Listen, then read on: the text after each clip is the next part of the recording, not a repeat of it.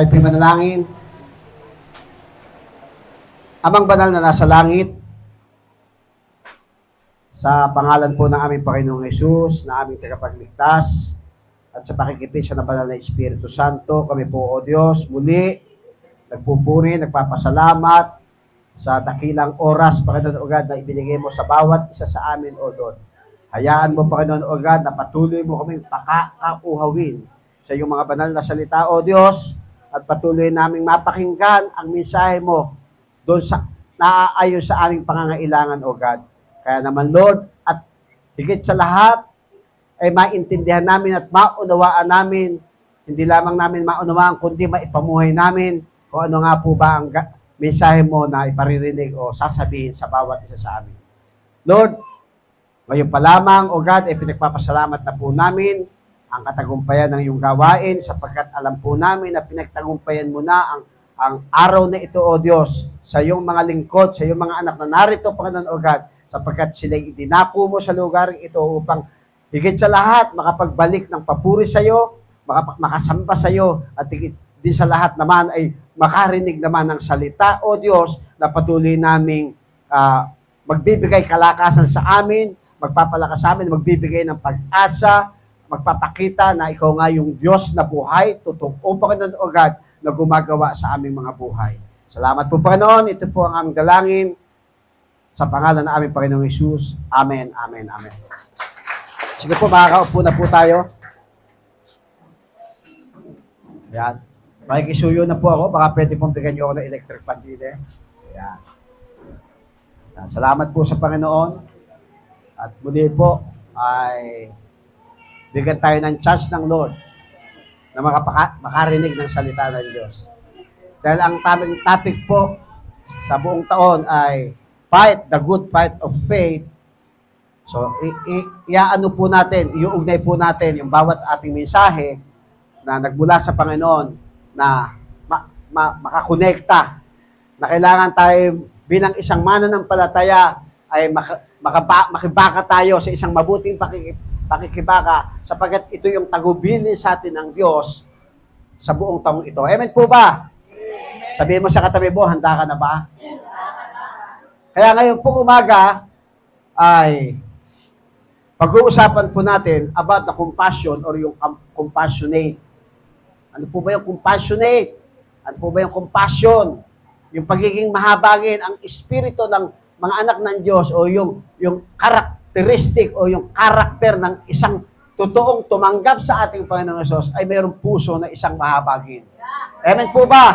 May isang puso na maawain. Amen po ba? Yan po nakatatak na sa atin. Amen po ba? Amen. Yung pagiging madamayin. Amen po ba? Amen po ba? So, tatak na po natin ang pagiging mahabagin, tatak na po natin ang pagiging maawain, tatak na po natin ang pagiging madadamayin. Tingnan mo nga yung katabi mo. Doon muna tayo sa pagiging mahabagin. Ayan. Kinahabagan mo ba yung katabi mo? Ayan. So, oras na nangangailangan ba yan? Amen. Kinakahabagan mo ba yan? Halimbawa, sa kanyang kalalagayan sa buhay. Kinakahabagan mo ba yan? O kinasusuklaman? Amen. Kinaawaan mo ba yan? Katabi mo na yan na sa sandali na siya'y nanghihina.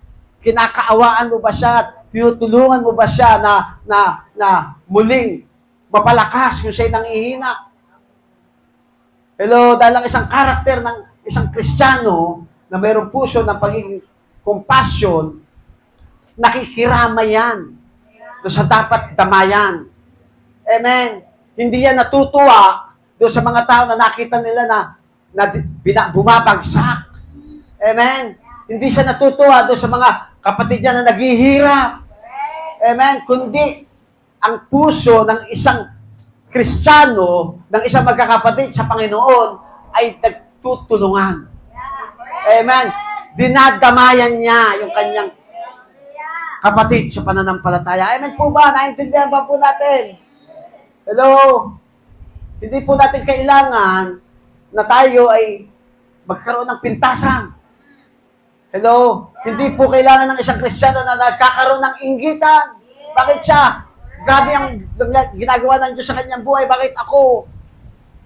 Mas grabe yung aking pagbibigay sa church, pero ba't parang hindi ako pinagpapala? Walang ganong kaisipan sa isang Kristiyano. Ang isang totoong naglilingkod at mayroong compassion sa kanyang puso, natutuwa siya, nagagalak siya sa kanyang kapatid na nakita na lumalago, spiritual, lumalago ang kanyang pamumuhay. Nandyan po ba kayo, parang kakaunti na yun, nag-amen. Pag lumalago yung pamumuhay ng kanyang kapatid, parang nalulungkot siya. Walang ganon. Amen.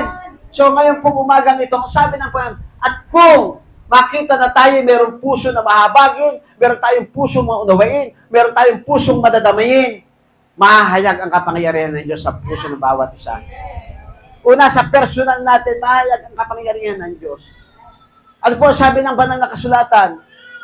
Nung tinanong ng mga alagad, ng alagad, ang Panginoon, ang sabi niya,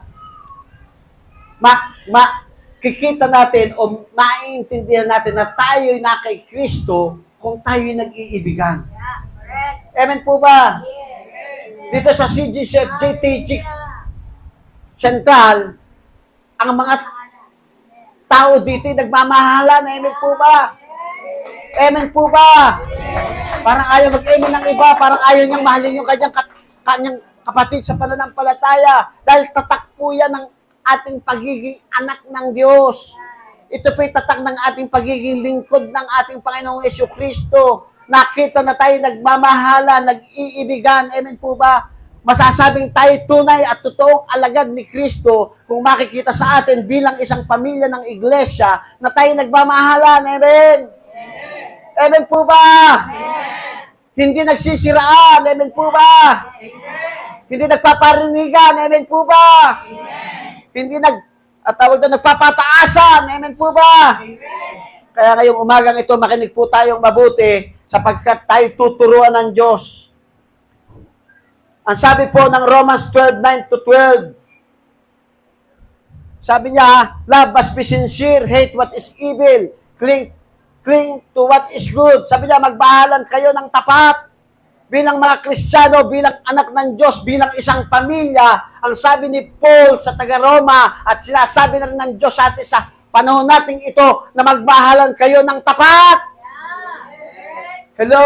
Sa isang mag-asawa, napakasakit na yung asawa mo ay hindi nagiging tapat sa iyo. Hello? Pera nga muna ng 1,000. Sasabihin, wala akong pera.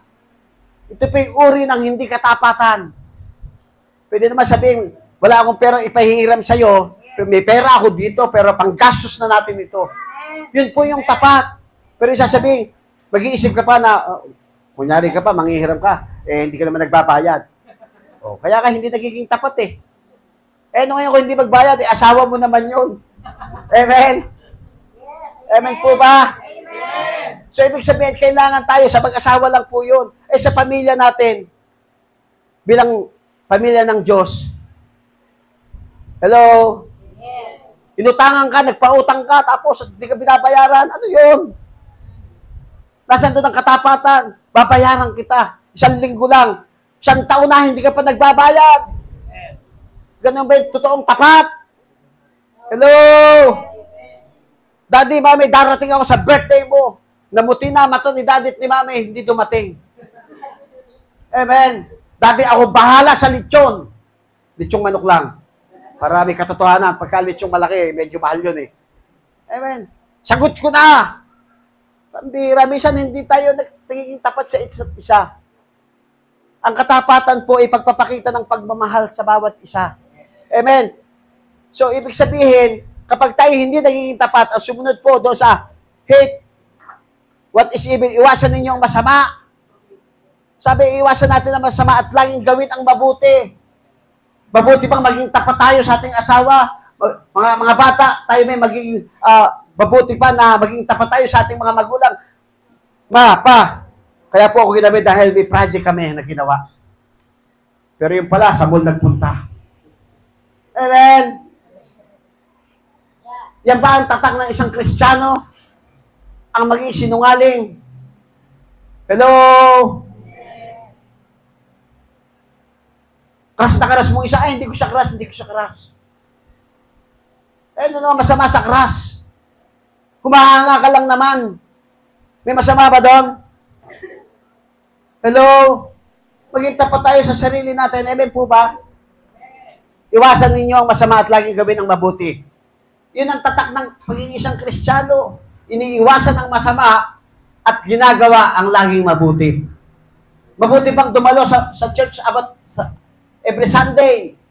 Mabuti bang dumalo sa mga devotion sa online?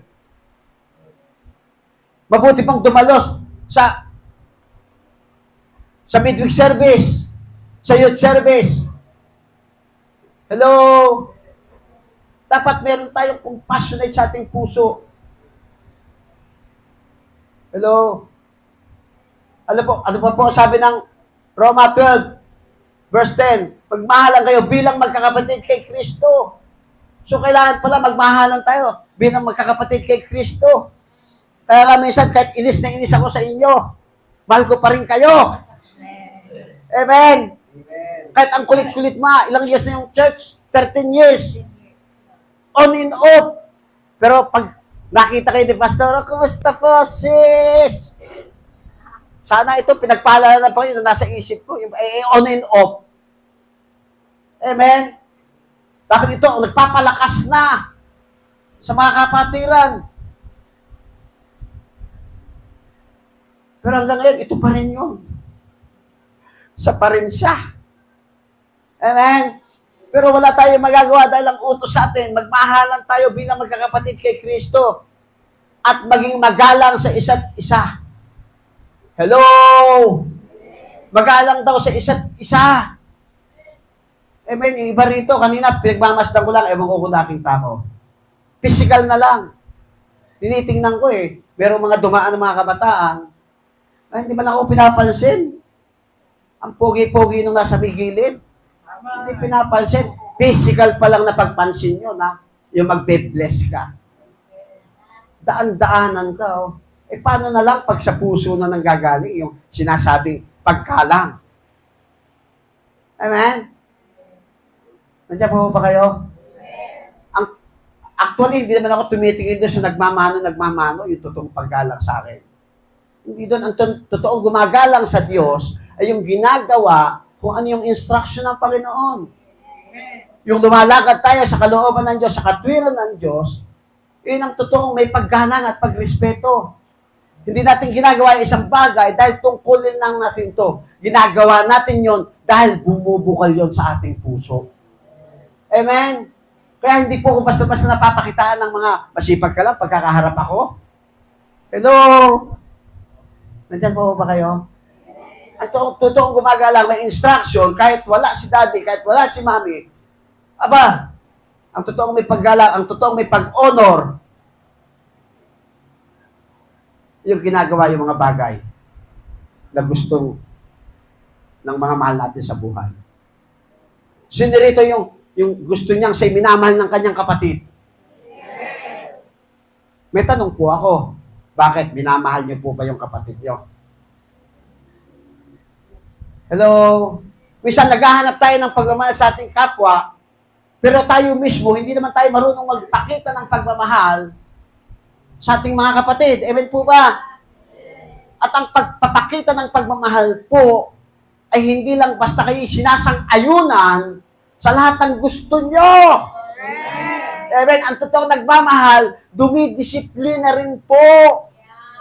Amen. Alam mo na mapapahamak? Sige, okay lang yan. Ano ka ba naman? Hindi yan totoong pagmamahal. Sinabi na kasing may asawa yun. Layuan mo, hindi mo nilayuan. Ang sakit, gustong-gusto mo yung, halimbawa, yung girl o yung lalaki.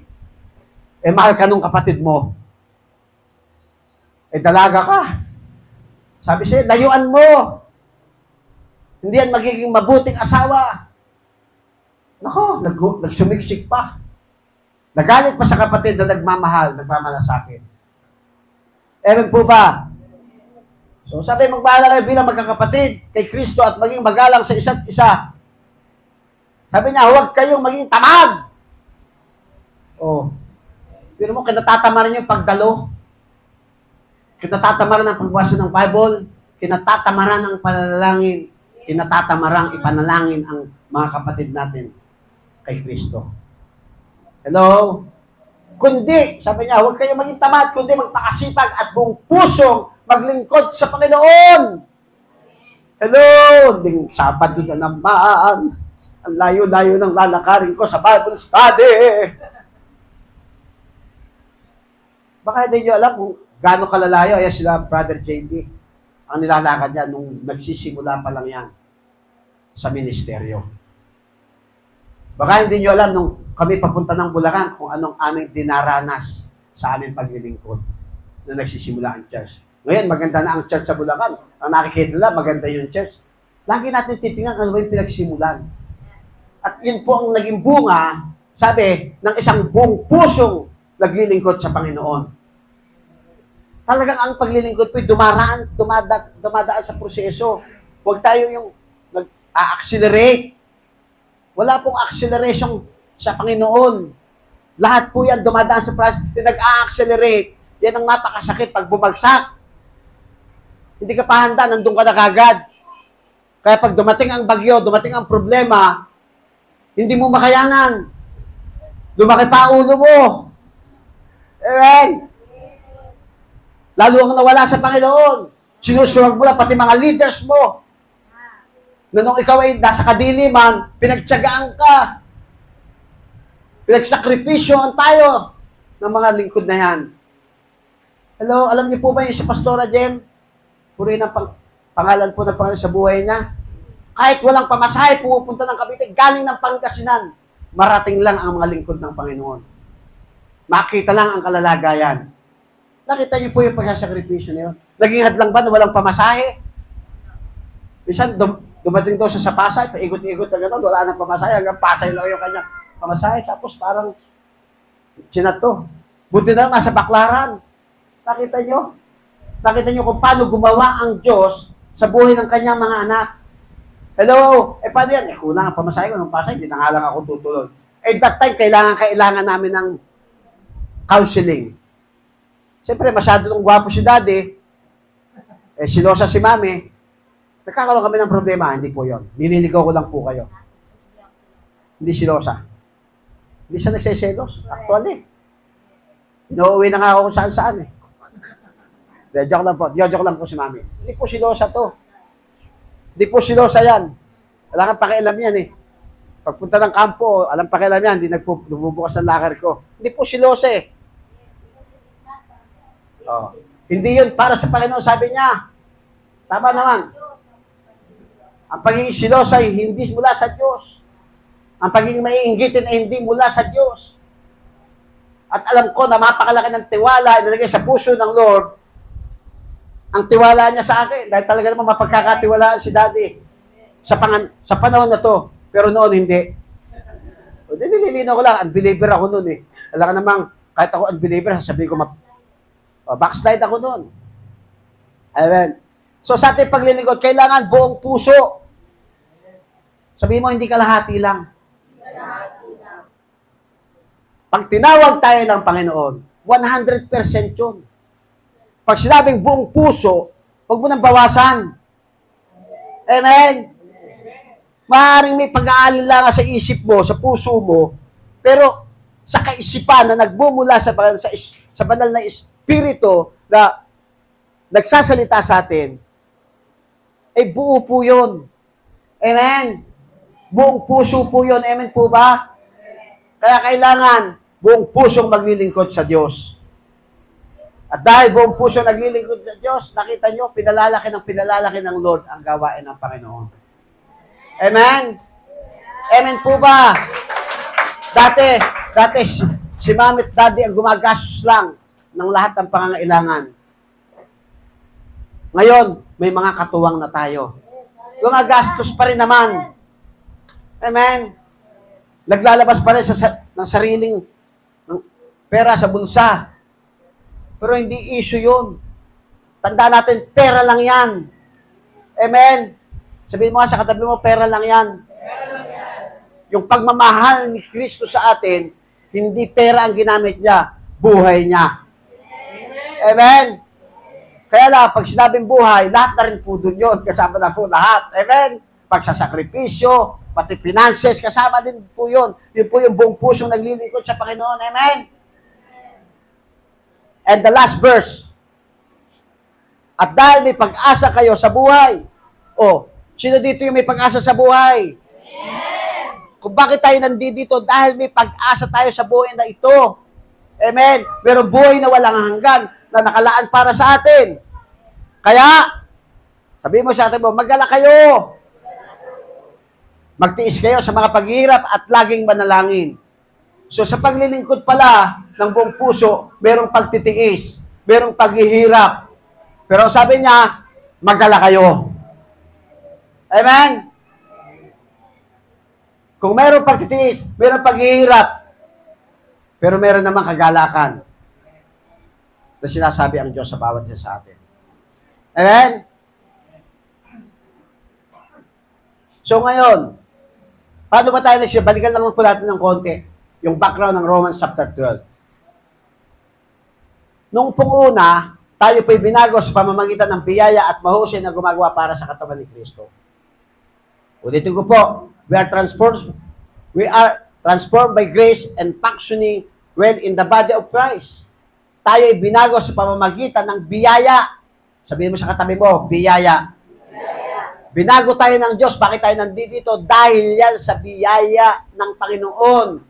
Bakit nandito si Daddy sa harapan? Dahil yan sa biyaya ng Panginoon.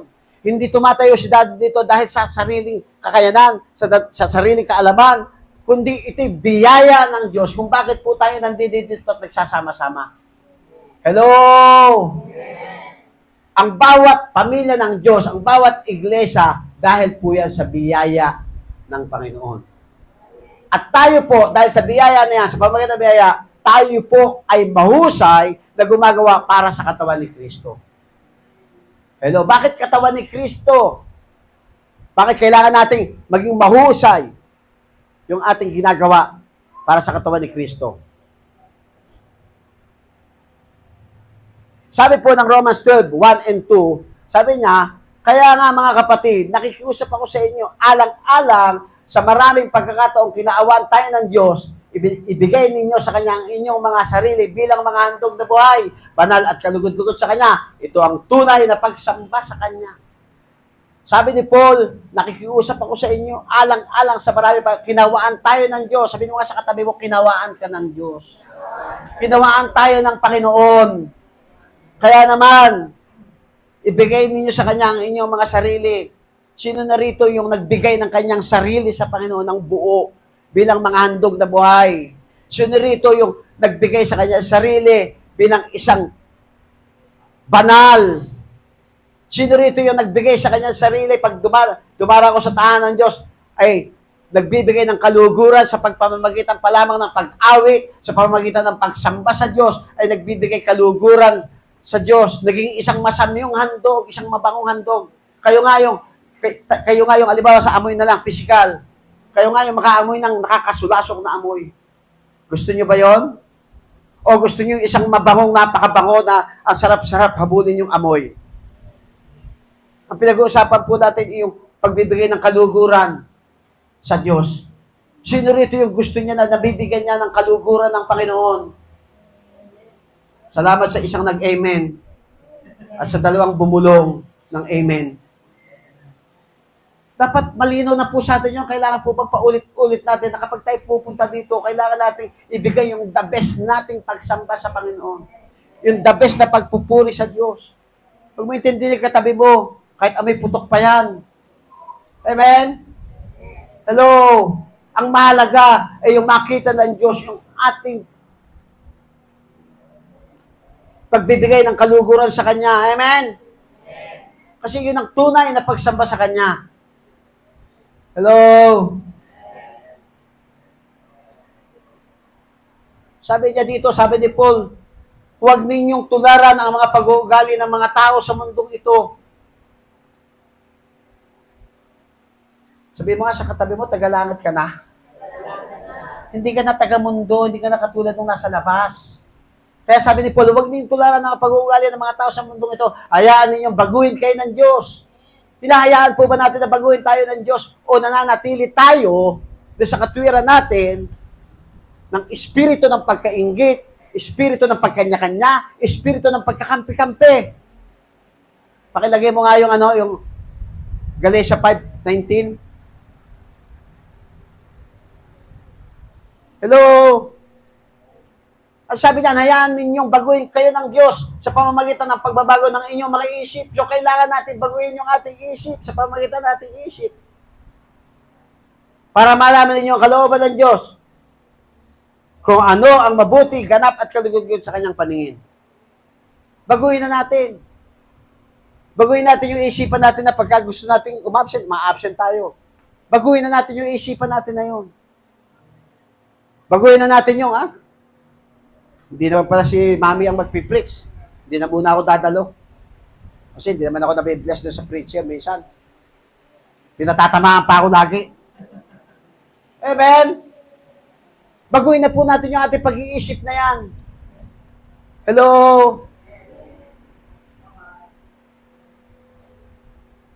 Sabi diyan, hayaan ninyo baguhin kayo ng Diyos sa pamamagitan ng pagbabago ng inyong mga isip para malaman ninyo ang kalooban ng Diyos. Sino rito yung gusto niyang malaman yung kalooban ng Diyos? So, kailangan natin baguhin yung ating pag-iisip. Amen? Para malaman natin ang kalooban at kung ano ang mabuti. Mabuti ba na tayo'y sumunod sa sinasabi ng Diyos? Mabuti ba tayong sumunod sa pinasasabi ng Lord sa kanyang mga lingkod, sa pamamagitan ng kanyang salita? Hello? Pag sinabi ni Lord na huwag. Pag sinabi ni Lord, sige, huwag na nating ipilit yung masasaktan lang tayo. Amen? Dahil hindi yan ang kalooban ng Panginoon. Ang gusto ng Panginoon maging ganap, kalugod-lugod sa kanyang paningin. Ilalagay natin you obtain. Tama ba? Hahangarin. Ayan. Yun na dapat lagi nating hahangarin. So, ano nga yun? Ano yung ating hahangarin? At dahil sa biyaya na yan, sabi ng Romans 12:3-8, we are able to love each other as God's intent. Nagagawa nating mahalin ang isa't isa gaya ng nilalayo ng Diyos. Hello? Because of the grace of God. Nagagawa natin na mahalin ang isa't isa dahil ito yung layo ng Diyos para sa atin. May magagawa ka pa ba? Layo na ng Lord yun. Amen? Na mahalin mo yung kapwa mo. Mahalin mo yung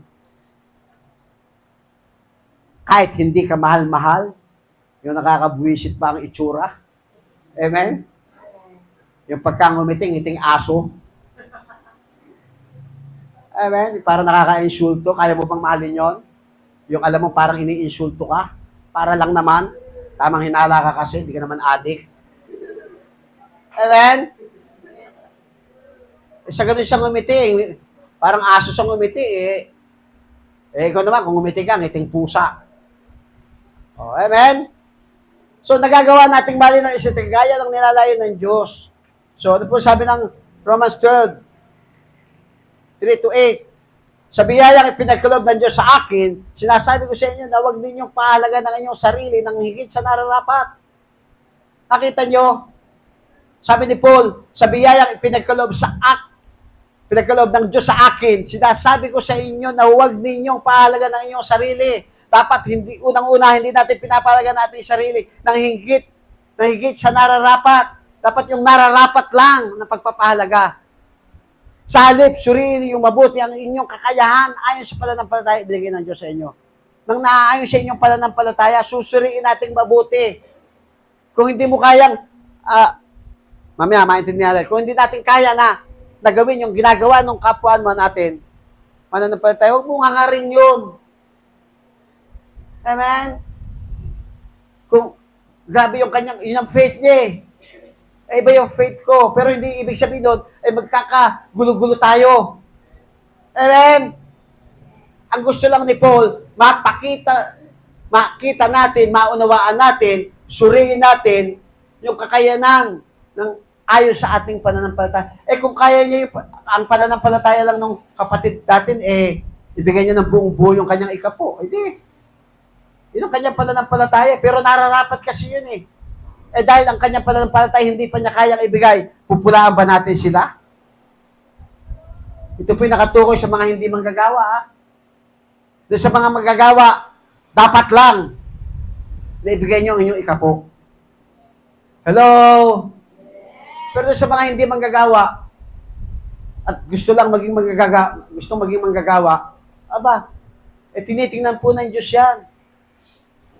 Kailangan nating suriin yung ating pananampalataya na ibinigay ng Diyos sa inyo. Kasi hindi po tayo sabay-sabay nag-grow sa ating faith. Amen? Ang gusto na ipaliwanag ng Lord dito, kailangan nating maintindihan itong mensaheng ito. Na maging compassionate tayo sa isa't isa. Hello? Na kailangan nating magmahalan sa isa't isa. At sa pagmamahalan, lagi po natin tatagyan na lahat tayo tumanggap ng pag-ibig ni Kristo. Kaya wala mang isa dito ang makapagdadahilan na hindi siya marunong umibig. Kapag hindi pa siya marunong umibig, isa lang ang ibig sabihin niyan. Hindi mo pa totoong tinatanggap si Kristo sa buhay. Dahil kapag tinanggap natin si Kristo, magmamanifest ang pag-ibig na yan. Or 50% mo lang tinanggap si Jesus Christ sa puso mo. Kaya nga, sabi niya, kung paano ang katawan ay binubuo ng maraming bagay at ang bawat bagay ay may kanya-kanyang gawain. As a church, as a body of Christ. Sabi niya, paano ang katawan ay binubuo ng maraming bagay at ang bawat bagay ay may kanya-kanyang gawain. Kaya nga, nakita niyo po, may kanya-kanyang gawain. May preacher, may tagapagpaawit, may tagatugtog, may tagapagbigay, yun ang kanilang gift Ganon din tayo mga mananampalataya, sabi sa verse 5, ganon din tayo mga mananampalataya kahit na marami tayo, iisang katawan lang tayo kay Kristo at magkakaugnay tayo sa isa't isa. Nakukuha po? So, ibig sabihin, iisang katawan lang tayo kay Kristo at magkakaugnay tayo sa isa't isa. Kaya pwede natin pakialaman ang isa't isa. Kasi may ugnayan po tayo. Pwede mo sabihin, kapatid, nakikita ko, naliligo ko na ng landas. Kapatid, nangihina ka. Halika, makakain muna sa Jollibee para tayo makapagkwentuhan. Amen? Amen po ba? Yun ang may ugnayan. Hello? Ang tagal-tagal nang nawawala yung katabi mo, laging bakante. Hindi alam ka man ang pagmamalasakit, hindi mo lang natawagan, hindi mo lang nakumusta. So tayo po isang katawan.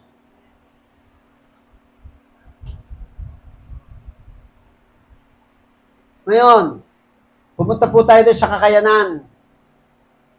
Pero iglesia, kasi yung pagiging compassionate, kailangan makita natin kung ano yung ating talento Ano yung ating kakayanan. So, iba't iba ang kakayahang ibinigay sa atin ng Diyos ayon sa kanyang biyaya. Naniniwala po kayo doon? Hindi na po pwedeng lahat tayo preacher. Hindi po pwedeng tayo lahat ay mamumuno dito. Kailangan lang mayroong isang tagapamuno. Si Mami yun. Amen? Joke lang po yun. Baka nabiro ko na naman si Mami, baka mapikon sa akin. Sabi niya, iba't iba ang kakayahang ibinigay sa atin ng Diyos. Ayon sa kanyang biyaya. Kaya gamitin natin ang mga kaloob na yan. Sabihin mo sa katabi mo, gamitin mo ang kaloob na yan. Kung ang kaloob ng isang tao ay pagpapahing ng salita ng Diyos, sino rito yung chismosa? Kasi yan ang gift talaga. Pagka chismosa ka, talaga yung tagapagpahayag ka ng salita ng Diyos. Amen? Yung marites. Sino yung marites? Marites. Amen. Praise God. Disciple ka agad yan, yung nag-amen na yan. Marites. Ano ba, marites pa pangalan mo o marites ka talaga? Ayan. Gamitin natin ang mga kaloob na yan. Kung ang kaloob ng isang tao ay pagpapahayag ng salita ng Diyos, kaya ipahayag niya ito ayon sa kanyang pananampalataya. Amen? Nakikita niyo po? May isang kasi, ang pinapahayag natin, yung chismis ng kapwa natin eh. Hello? Buti sana yung kapwa natin. Si Pastor, chini-ismis. Marami pong nangyayaring ganyan. Si Daddy, ano yan? Parang hindi pastor yan. Ganun pa, sa halip na ipagtanggol yung pastor. Parang hindi pastor yan. Pastor na. Pero atin naman ang atin dito. Paano, tinatanay si Mami. Si Mami lang ang pastor ko. Amen. Minsan ganun tayo. Pinapayag natin yung mga negatibo. Hello? Alam niyo, ito, natutunan ko hello po sa mga taga-Jesus the Gospel. Under the provision of our overseer, spiritual director.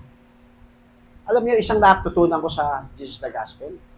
Wala kang marinig na negatibo sa mga pastor. Wala kang marinig na nagsasalita sila na laban sa kanilang sa ibang pastor. Wala po kayong marinig na gano'n. Dito lang sa CGC yun. Amen? May nagpapayag ng mga gano'n. Joke lang po yun. Wala po akong alam. Baka sabihin yun, chinichismis ko kayo. Pero kung tinamaan ka ngayon, buti nga sa'yo. Amen? Dahil alam ko babaguhin ka ng Panginoon. Kasi mahal ka ng Lord. Yung mga nagsasalita ng talikuran, mag-ingat po kayo. Sa inyong mga leaders. Ba't ba tayo napunta doon? Pagpapahayag ng salita ng Diyos eh. Hindi yan salita ng Diyos. Yung pinapahayag nyo, kundi paninira po yan. Hello? Kung may problema kayo sa pastor nyo, lapitan nyo. At sabihin nyo sa mukha niya, Pastor! Ginastos mo yung tithes ko. Sabihin nyo ganun. At sasabihin ko naman sa iyo, oo, ginastos ko. Ano ngayon ang pake mo? Kaya nyo yun? Bigyan nyo ako ng talata na hindi ko pwedeng gastusin ang tithes. At bibigyan ko kayo ng talata na ang tithes ay dapat sa pastor. Kita nyo? Karnin na po ang pinakakain ko sa inyo ngayon na salita ng Diyos. Kaya ko pong patunayan sa inyo yan. Pero sabi ni Paul, para hindi kayo matisod, hindi ko na lang gagastusin. Magtatrabaho na lang ako, magiging tent maker ako, gagawa ako, magiging negosyo. Kaya nga may negosyo si Daddy at si Mami. Ito, hiniling namin sa Panginoon. Lord, bago mo kami tawagin, gusto ko merong susuporta sa gawain ng Panginoon. Ayokong umasa sa mga tao. Gusto ko sa'yo. Hello? Pero kung gusto niyo pagpalain, sabi naman ng Panginoon kay Abraham, ang sino man magpapala sa'yo, Abraham, pagpapalain ko. Kung gusto niyo lang naman. Amen? Pero hindi po namin yan ipipilit. Ba't pa tayo nandoon? Pagpapayag na sa chismis kasi. Ayun, chismis. Hello, palakpakan po natin ang Panginoon. Verse 7. Kung ang kaloob niya ay paglilingkod sa kapwa, maglingkod siya. Sa Bulacan, meron doon gift, maglingkod sa kapwa. Kada Pasko, ibibili niya lahat ng pamilya ng ano tawag doon? Grocery. Sabi ko, lumalaki na tayo, kaya mo ba? Hindi, covenant to kay Lord. Ewan ko lang ngayon, parang wala ibinubulong sa akin. Amen? Yun ang kanyang pag-uri ng paglilingkod, suportahan ang mga lingkod ng Panginoon. Financially. Prayer. Gift niya yun. Huwag mong hangarin yun kung hindi mo gift yun. Masasaktan ka lang. Yung parang pag nag-abot ka ng financial support, parang asama-sama ng loob mo. Hello? Huwag mong gagawin yun, hindi mo gift yun. Amen? Ang gift mo'y humayo. Magpahayag ng salita ng Diyos. Ipahayag yung salita ng kabutihan ng Diyos sa buhay mo. Alam mo, magmula nang na-born again ako, grabe ang ginawa ng Panginoon sa buhay namin, pamilya namin. Dati lagi kami nag-aaway ng asawa ko, ngayon konti na lang. At least kumonti. Amen? Hello? Dati hindi kami kinakapos. Ngayon, hindi na kami kinakapos. Kaya lang kami kinakapos ngayon kasi nagkamali ako ng pagbabudget. Intindihan mo na. Na isang totoong naglilingkod sa Panginoon, hindi kinakapos. Bakit kinakapos? Kasi may mali sa ginagawa natin. Amen? May mali. Hindi tayo nagiging tapat. Sabi niya, kung pagtuturo, magturo siya. Hello, hindi yung turo ng turo. Magturo. Ang ibig sabihin, Hello? Yan yung mga puso na mayroong passionate sa puso niya. Dapat nakikita niya yung pangangailangan ng simbahan at yung kanyang gift. Ilalagay niya doon yun. Dahil tayo isang katawan. Amen po ba? O sino rin mahilig magtuturo ng kasalanan ng may kasalanan? Tagapagturo ka, sabihin mo sa sarili mo, tagapagturo ka. Kasi siya, yung mahilig, kasi siya. O, tagapagturo, di ba? Turo ka ng turo. O, lagay mo sa positibo. Maging tagapturo ka. Kasi alam mo, tagturo ka, tatlo yung nakaturo sa'yo. Ayan, tagapagturo ka talaga. Isa lang yung nakita mo doon, ikaw, tatlo yung mali mo. Nakita mo ngayon. Hindi makapagtuturo ka, mali pala yung turo ng turo. Ang kailangan pala, magturo ako para kay Kristo. Amen? Para makita yung kanyang pag-ibig sa buhay ko. Amen? Palakpakan po natin ang Panginoon. Hindi pa po ako natatapos yung introduction. Nasa introduction pa lang po tayo. Kung pagpapayo, magpayo kayo. Magpayo siya ng mabuti. O kung ikaw maninira ka, nung araw, ng relasyon, abagi po yung magpayo. Amen? Kasi born again ka na eh. Magaling kang manira ng relasyon. Nung araw, na hindi ka pa, na unbeliever ka pa, magaling kang manira, magaling kang magpayo eh. Na manira ng pamilya. Aba ngayon, born again ka na. Ang gift mo, tagapagpayo ka. Amen? Pero nang tama, tagabuo ka naman ngayon ng relasyon. So kung ang gift mo ay magpayo, edi magpayo ka ng mabuti. Kung magbigay siya ng maluwag. Nabanggit ko na po kanina, kung mamuno siya ng buong sikap at kung pagtulong sa nangangailangan, tumulong siya ng may kagalakan. Nakita niyo po, magbigay siya ng maluwag, tumulong siya ng may kagalakan. Sa Bulacan po, meron po nung taong ganun. Tumutulong siya ng may kagalakan. Wala na nga minsan eh. Alam mo yung, minsan, napapansin ko noon, medyo matagal-tagal na, yung kahit, alam kong hirap na hirap sa financially, pag nalaman niya may pangangailangan yung church, hindi siya papayag na hindi siya makakasali. Gift niya yun eh. Hindi ko naman maawat. Doon siya masaya eh. Amen? Yung iba, kaya nga yung iba, chismosa eh. Alam mo ba yun? Wala na nga silang makain, binigay pa nila sa church.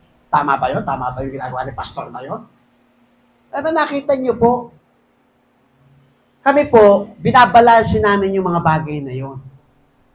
Pero kung doon siya masaya, doon niya na ipakikita yung pagmamahal niya sa Panginoon. Doon niya na ipakikita yung kanyang paglilingkod ng totoo. Dahil gift niya yun, ang nakita niya, kahit naman ibigay ko ito, hindi naman ako mababawat, hindi naman ako, yung patuloy akong dadaluyan ng biyaya ng Panginoon. Kasi nakita ko na lalo akong pinagpapala kapag yung ganito. Faith niya yun eh. Tapos kukontrahin mo. Pero ako, bunting na ako magkasala na sa Panginoon eh. Sinabi ako si Pastor Mark, huwag na masyadong magkasalita ng hamon-hamon dito. Minsan parang naaabuso na yata na ako nila.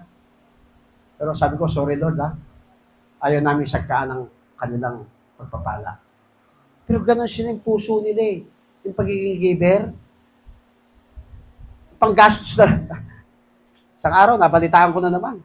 Kaya daw pala hindi natuloy, meron siyang paglalaanan dito. Hello, alam niya yun, kilala niya siya, sarili niya. Bibilin dapat para sa bahay. Tapos, nangailangan ng buhangin yung pinagagawan church. Ang kaya mo, doon dinala. Pero di mo naman maawat. Na wag, baka emosyon lang yan. Puso niya kasi yun. Amen.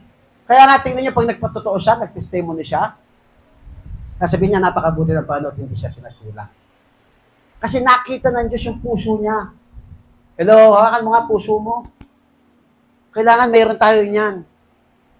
Hello, inihanda kasi tayo. Bakit?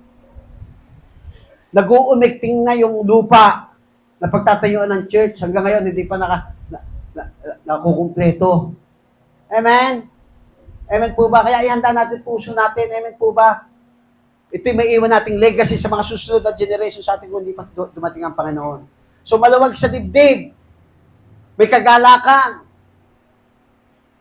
Para tulungan ang mga nangangailangan.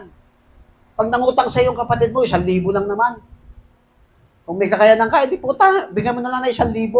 Kung wala ka 1,000, ito 300, o ito 200, ito 100, ito, bigyan mo na lang. Amen? Pero didisyan mo rin.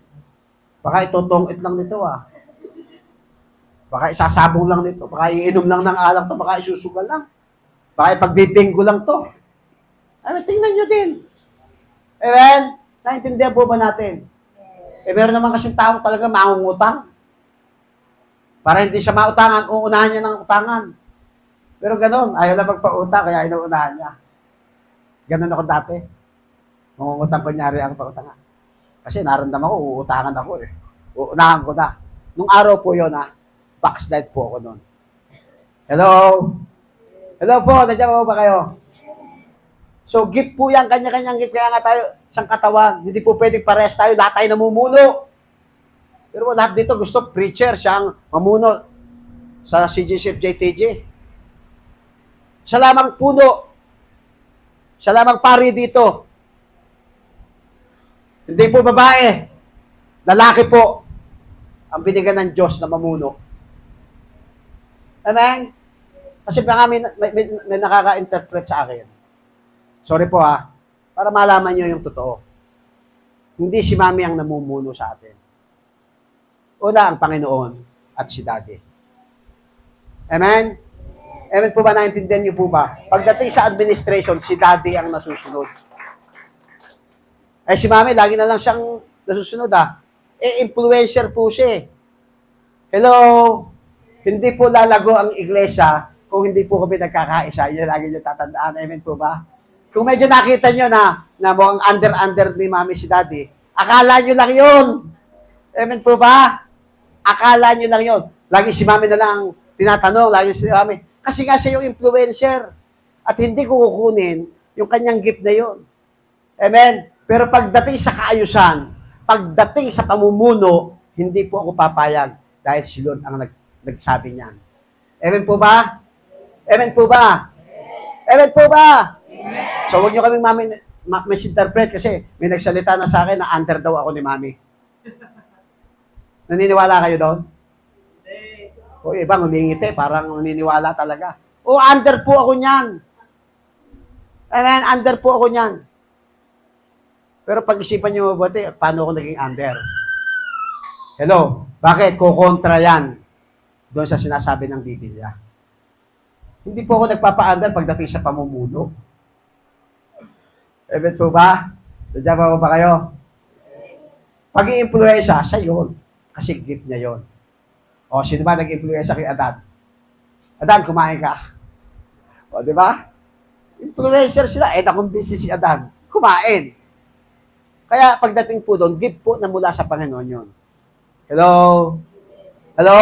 So sa pamumuno po, isa lang po ang namumuno dito. O sino ang pinagkatiwalaan ng Diyos.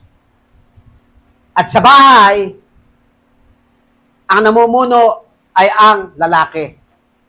Amen? Amen po ba? Amen. Ang mga babae naman, ang ulo ay ang mga lalaki at ang mga babae naman ay ang leeg. Amen po ba? Leeg po, mga babae! Hindi nyo yata naintindihan Tingnan nyo, yung leeg, kung saan niya papuntahin yung ulo, di ba? Amen? Amen po ba? So, malalim pong pag-usapan yan. Kaya mahirap pong hindi po tayo matatapos. 11:10 So ano po ba? What is the character of Christian family? O ano ba dapat yung katangian ng pamilyang Kristiyano? Tapos na po ako sa introduction. Tatlo lamang po pag-uusapan po natin. Ayan. Ang katangian ng pamilyang Kristiyano. Sabihin mo sa katabi mo, handa ka na ba? Bilang pamilya ng Iglesia ng Diyos, hindi po nung ni El Soriano Iglesia po tayo ng Diyos Iglesia tayo ni Kristo. Ang kailangan na makita sa atin na katangian, number 1, meron tayong holy love.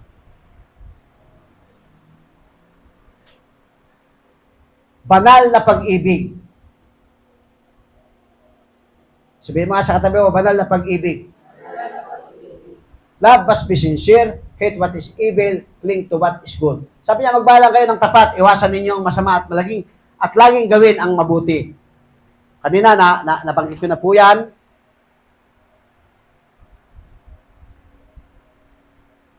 Sabi nila, kabanalan ng ating pagmamahala sa isa't isa.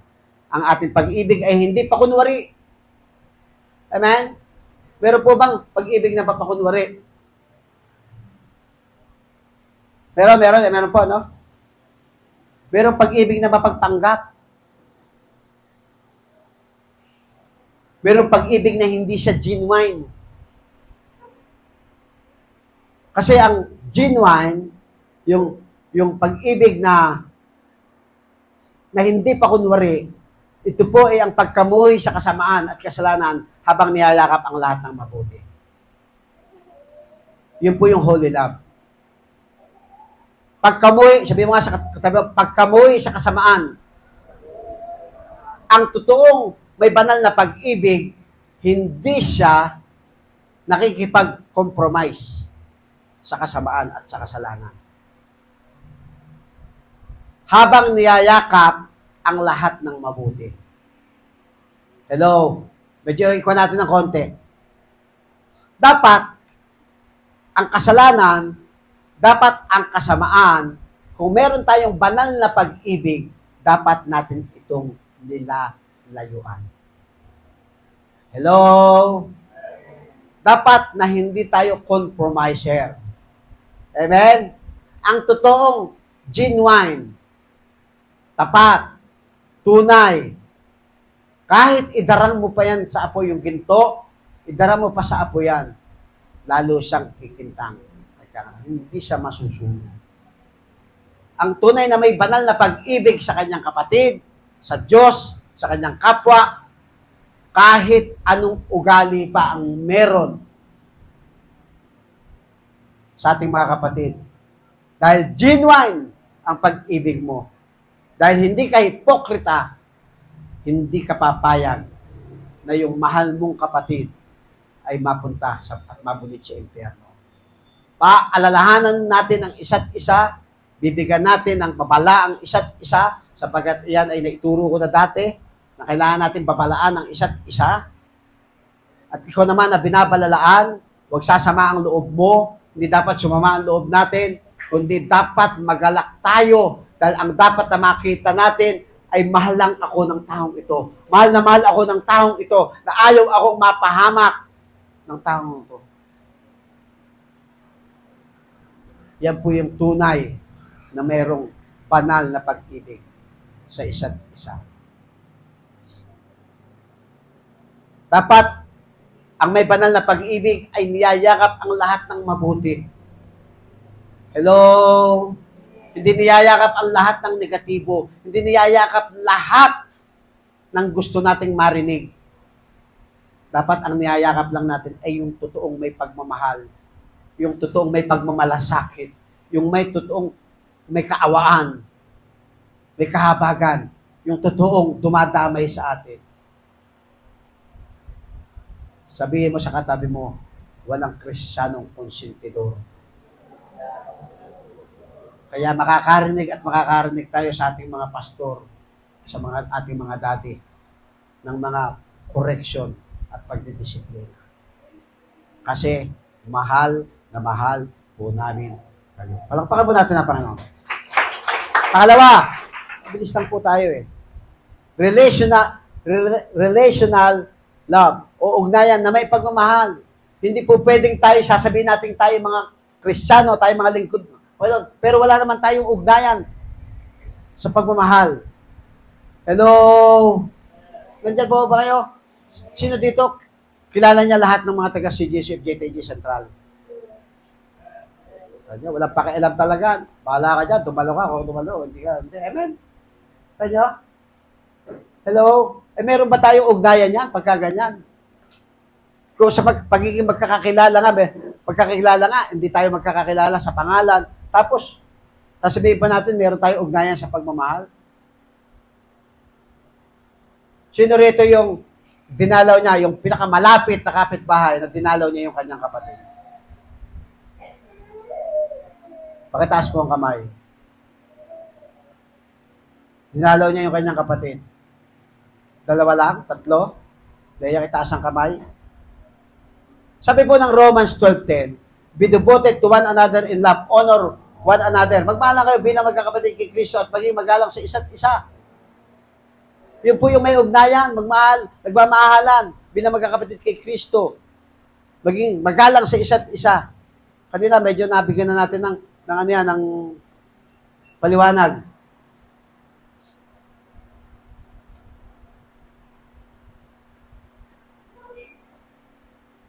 Making disciple, sabi niya, ugnayan na may pagmamahal, making disciple is best clone in the rhythm of life. The essence of disciples is shepherding and walking together. Eh, yung pagdalaw nga, hindi natin nagagawa, yung pang-walking together. Ayan. Not merely academic study and instruction. The word devoted means a life commitment. Brother, love is exercised in the context of using our spiritual gift. O, meron tayong mga sabi niya, paghubog ng tagasunod ni Kristo ay pinakamahusay na kapareha sa ritmo ng buhay.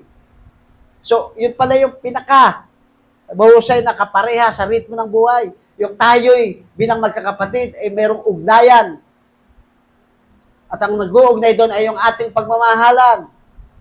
At ang kahalagan ng pagiging disipulo o pagpapastol o paglalakad ng sama-sama, hindi lamang sa akademya pag-aaral at pagtuturo. Ang salitang tapat ay nangangahulugan ng isang pangako sa buhay na mananatili anuman ang mangyari. Hello? Kaya nga minsan maraming hindi tumatagal, lalo na yung mga bago. Kasi hindi ba lang natin nakakamayan. Hindi, pag dumating at medyo maaga, hindi man lang natin nakukumusta. Hello? Hello po? Taga Simbawe tayo. Simbawe. Hello? Nasaan doon yung compassion? Yung palang kapatid mo, nangangailangan ng kausap. Nakaupo, nag-iisa. Ikaw naman, nandun din siya sa sulong, nag-iisa ka rin. Parehas kayo may kailangan may kausap, pero hindi tayo nag-uusap. Yan po ba yung Kristiyano na may ugnayan sa isa't isa? Hello? Hello? Amen.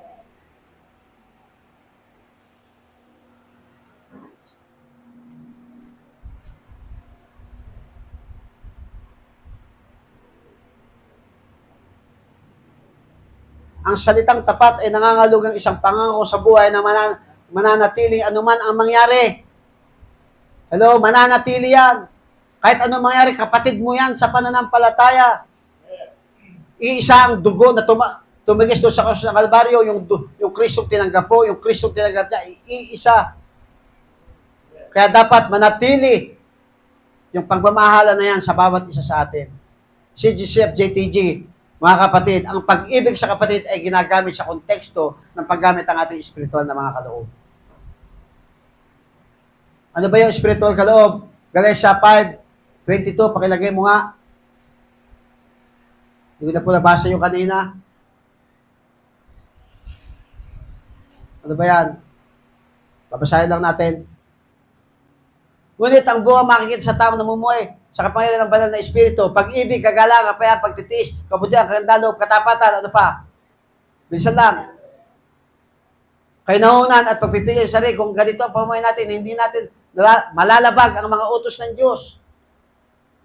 Meron pa? Pinangako ng mga anak kay Kristo ang pag-asa at masasamang hangarin ng kanilang laban doon sa krus. At dahil nga namumuhay na tayo sa kapangyarihan ng banal na espiritu, pagpatuloy tayo sa patnubay nito. Huwag tayo maging mapagmataas, huwag natin galitin ang ating kapwa at iwasan ang inggitan. Meron pa? Lana. Kahit niyo po,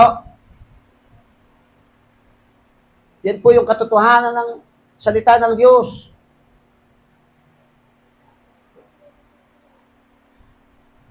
Ang lugar na may kaugnayan sa pag-ibig ay ang lokal na simbahan.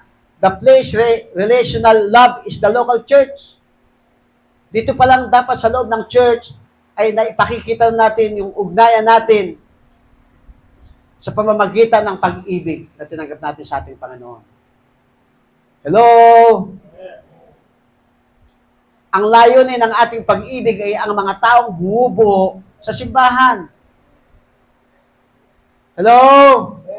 Naintindihan po natin ang katotohanan ng salita ng Diyos na ibinabahagi ng mga taong ito ay nagbubuo ng higit na katangian ni Kristo. Ang paghangad ng relasyon na may pag-ibig ay upang maiwasan ang tinatanging pagtrato sa isa't isa. Hindi po nagtatangi ang pag-ibig. Tayo po ay pantay-pantay. Kapag tayo nakakita ng, pag tayo mayroong pumasok sa ating isipan na si daddy may pinatatangi, si mami may tinatangi, si kapatid na ganito, si kuya na hindi po yan yung pag-ibig na binabanggit natin ngayong oras na ito. Hello? Bakit siya ganun ang approach? Si daddy, parang ang bait-bait lagi. Ang bait-bait lagi kay kapatid. Samantalang sa akin, laging parang galit si daddy. Hello? Evaluate mo muna yung sarili mo. Bakit ganun ang approach si daddy? Amen? At bakit ganun ang approach si daddy doon sa tao na yon? Hello? Basta ito lang po yung tatandaan natin. Kung bakit natin hinahangad ang relasyon na may pag-ibig ay pang maiwasan ang tinatangang pagtrato sa isa't isa. Is to avoid preferential treatment. Para maiwasan natin. Ang isang iglesia, ang isang pamilya, kaya nga sa isang pamilya, pagka mayroong tinatangi ang mga magulang, may nagre-rebelding anak. Amen? Bakit si ate na lang, lagi na lang bago yung kanya akin, pinaglumaan ni ate? Di ba pwedeng parehas na lang ibili? Kasi sayang eh. Hindi ka nang hinayang doon sa puso nung anak mo na pwedeng malayo sa'yo. Magkaroon ng rebellious spirit. Kasi ang nakita, itinangi siya. Ba't lagi na lang si ate, lagi na lang si kuya, ba't lagi na lang si bunso ang may pasalubong? Eh, naiintindihan niyo po ba? Sa iglesia po, hindi po marunong magtangi. Tapat ang mga lingkod ng Panginoon. Walang special po. Kung sa tingin nyo, special kayo kay mami at kay daddy, dinadaya po kayo ng kaaway. Kasi lahat po kayo special sa amin. Amen? Bakit? Kasi kayo po yung regalo ng Diyos sa amin. Kasi po kayo ay pamilya namin. Amen po ba? Pamilya po tayo. Sabi mo, sa katabi mo, pamilya po tayo. Kung bakit minsan nagkakaroon tayo ng kakaibang damdamin, dahil hindi na natin naiintindihan at naunawaan yung relational love natin pinag-uusapan ngayon. So, kung bakit tayo nagkakasama-sama, dahil tayo may ugnayan dahil kay Kristo. Dahil sa pag-ibig ni Kristo. Ano po ba? Ano po sabi ng Philippians chapter 2, 3 and 4 about relational love. Sabi niya, ito ay nagtuturo sa atin na ituring ang iba kaysa sa ating sarili. Ang bawat mananampalataya ay pantay na naligtas tulad natin at binigyan ng katumbas na sukat ng katwiran ni Kristo.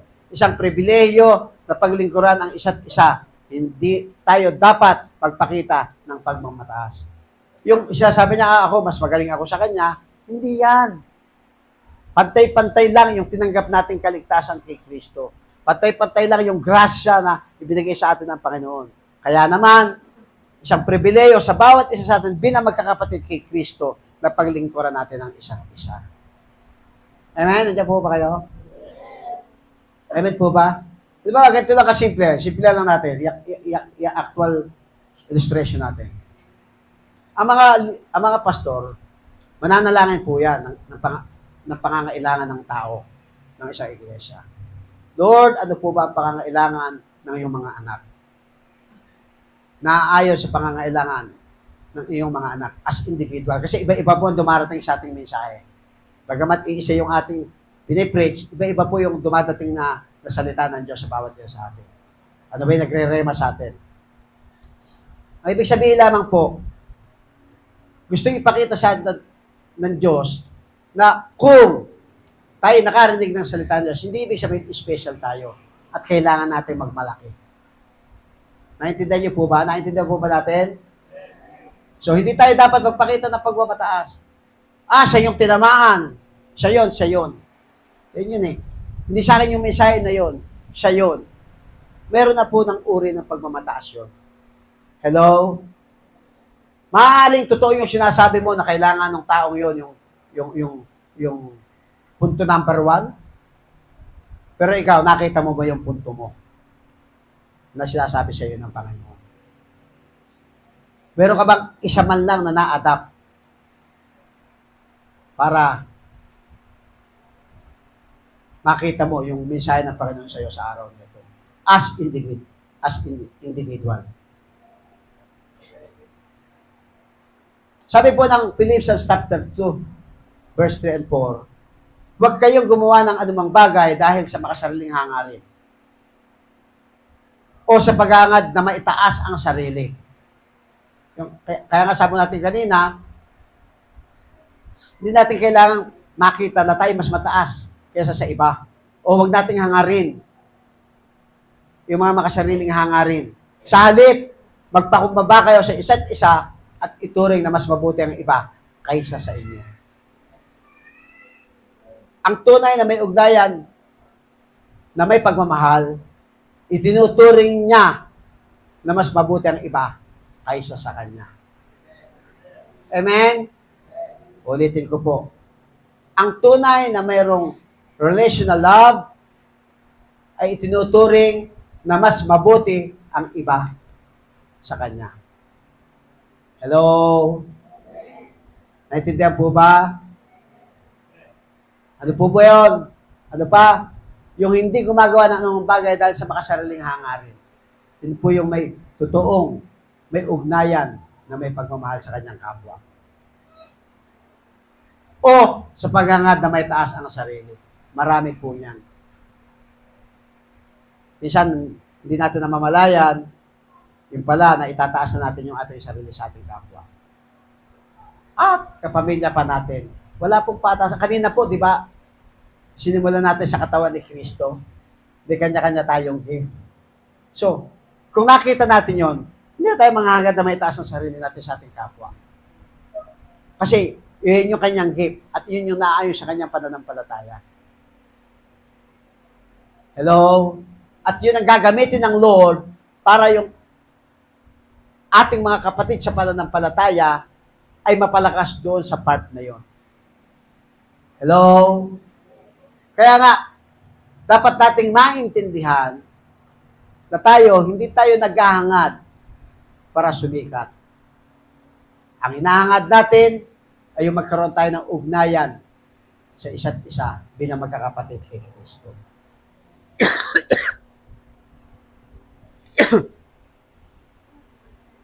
Ano po sabi ng verse 4 ng Philippians chapter 2? Huwag lang ang sarili ninyong kapakanan ang isipin nyo, kundi ang kapakanan din ng iba.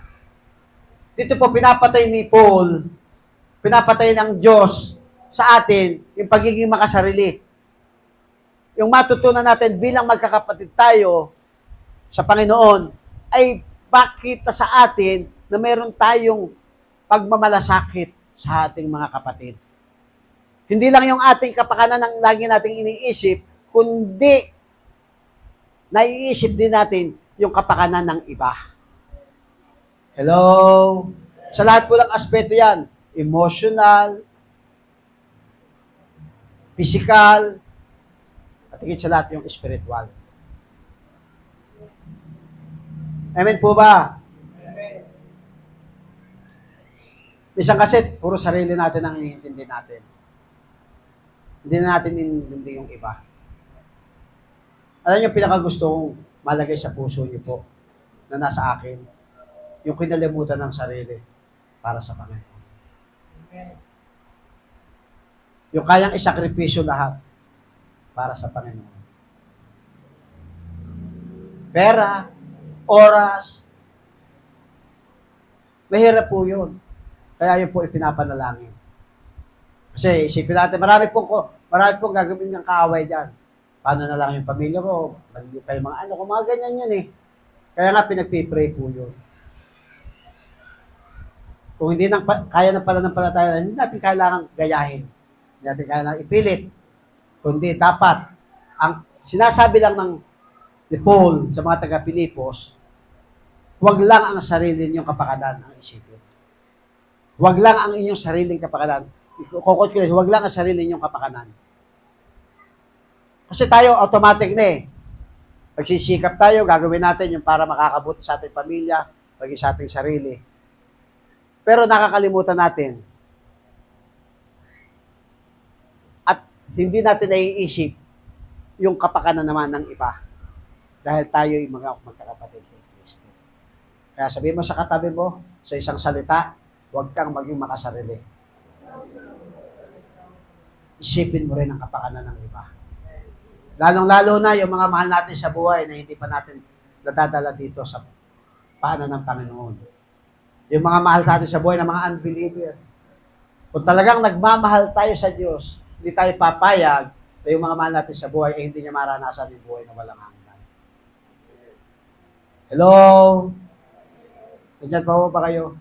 Kasi pagka hindi natin naiisip yan, ang tawag doon ay pagiging makasarili. Basta ako, ligtas ako, bahala sila sa buhay nila. Sila naman ang mga impyerno. Wala pong pusong ganyan ang mga totoong Kristiyano. Amen. Dahil ang may totoong puso ng pagiging isang lingkod ng Panginoon ay marunong mag-isip sa kapakanan ng iba. Hello? Amen? Palakpakan po natin ang Panginoon. And last, passionate love. Marubdob na pag-ibig. Sabi po ng Romans 12:11 and 12, huwag kayong maging tamad, kundi magpakasipag at buong pusong maglingkod sa Panginoon. At ang marubdob na pag-ibig ay makikita sa atin sa mga local church. Dito, kanina, bagsak na kagad tayo, no? Ang tanong ko kanina, sino dito ang nakadalaw sa pinakamalapit sa kanya nakapatiran? Ilan lang po yung nakataas ang kamay. Siya yung ating local church eh. Siya yung ating kapatid eh, sa pananampalataya eh. Amen po ba? Sabi niya, huwag kayo maging tamad, kundi magpakasipag. Sabihin mo nga sa katabi mo, sipagan mo naman ang pagdalaw. O ikaw yung naghihintay na dalawin. O ikaw yung nagpapadalaw. Kasabi ka naman, nagpioneering dito sa church, ha? Hanggang ngayon ba naman, ikaw pa yung gusto mong dalawin ka? Sabi ko nga sa tabo, gumising ka naman. Nung ulad, halos linggo-linggo, dinadalaw ka ng mga Bible study leader. Lalong-lalo na po sa mga manggagawa dito. Ulitin ko po, epektibo sa Bulacan eh. Lalo sa mga manggagawa. Pakitas nga po kami ng mga manggagawa. Taas po ng mataas. Gusto ko makita kayo.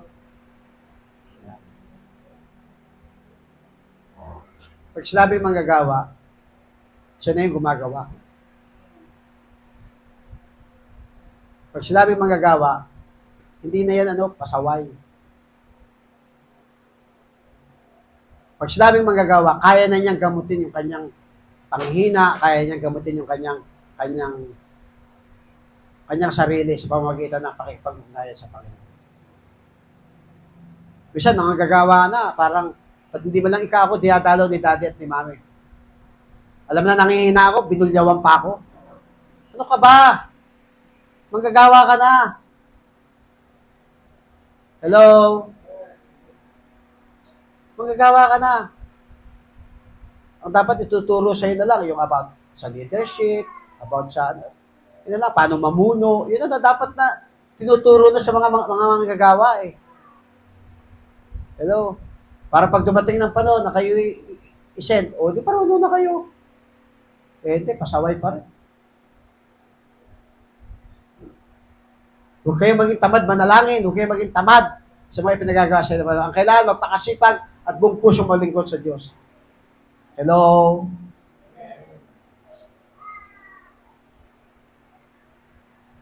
Ipakita mo yan sa mga kapatid natin sa pananampalataya sa ating iglesia. Hindi lamang dito sa Central. Lalong-lalo na pag nagsasama-sama. Alam niyo po, minsan na nag-iinit yung ulo ko. Naging mabait na lang talaga ako eh. Alin yung taga-Central? Silang sama-sama. May mga taga-Bulacan, may taga... Inandikitan nyo, lalo na kayo mga manggagawa. Kayo din eh, amen? Hindi po ako nagagalit. Naalala ko lang. Naalala nyo pag si Daddy nagkasalita. Pa kayo sama-sama, di ba, sa Bulacan? Kayo nagkakaututan dila, tapos yung mga taga Cavite, siya ang nagtutumpukan. Tapos yung taga Bulacan, sila nagtutumpukan. Sakalin ko kaya kayo? Taga CJCF tayo TTG. Amen po ba? Lapitan nyo yung mga tao na minsan nyo lang makasama. Hello?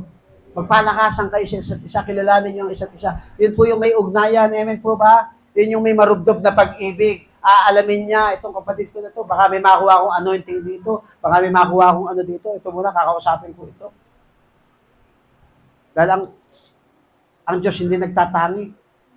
Sabi ko, mahirap lang sila, ayokong kausap yan. Oh. Pero baga ang Espiritu, ang taga-CGC at JTG, hello?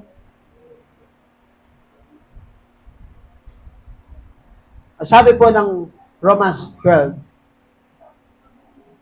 our passionate love is seen in our relationship to the Word, our hope in Christ's return. Tama ba to?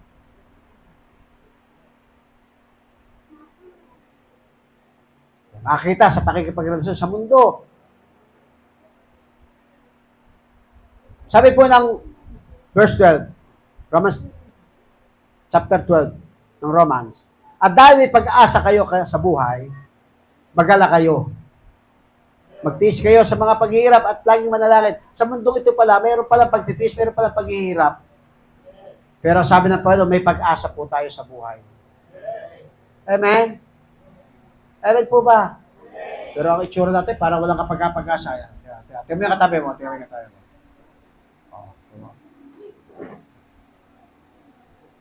Ganun pala yung pag-asa pala sa buhay yung ganun, itsura. Hello?